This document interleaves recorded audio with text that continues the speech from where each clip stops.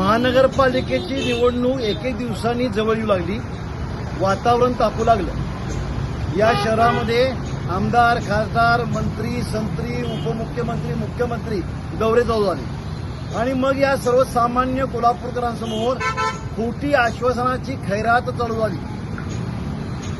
ज्या छत्रपती शाहू महाराजांनी स्वतःच्या संस्थानामधील नागरिकांना त्यांच्या हाताला काम मिळावं म्हणून स्वतःच्या तिजोरीतल्या पैशानं जी मिल उभा केली, ती मिल या राज्यकर्त्यांनी आणि या शासनकर्त्यांनी हेतुपुरस्सर बंद पाडली। गेले 10 वर्षापेक्षा जास्त काळ 83 कोटी रुपये खर्च करा, 25,000 स्पिंडलची शाहू मिल चालू करा, महाराजांच्या स्मृतीला उजाळा द्या आणि या शहराचा शाश्वत विकास करा, अशी आम्ही मागणी करतोय।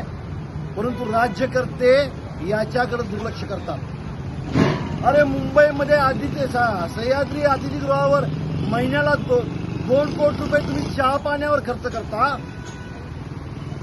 आणि ज्या छत्रपतींचं नाव तुम्ही उठता बसता घेताना त्या शाहू महाराजांची चालू केलेली मिल तुम्ही जी बंद पाडली, ती चालू करण्यास तुमच्याकडे पैसे नाही किंवा पैसे नाही म्हणून तुम्ही सोंग करताय।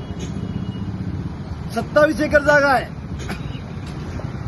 13 एकरामध्ये चांगली अद्यावत शाहू मिल पुन्हा सुरू होऊ शकेल आणि उरलेल्या 14 एकरामध्ये कोल्हापूरचा सर्वांगीण विकास व्हावा म्हणून कोल्हापूरचा युवा वर्ग शाहू महाराजांच्या नावानं IIT द्या, IIM द्या, अशी आम्ही मागणी करतोय। त्या मागणीकडे तुम्ही दुर्लक्ष करता, तुम्ही खोटी आश्वासनं देऊ रस्ते गटारची तुम्ही आम्हाला स्वप्न दाखवता। कोल्हापूरला आता सर्वांगीण विकासाची जरूर आहे आणि ही जबाबदारी 15 तारखेला कोल्हापूरच्या नागरिकांवर आहे।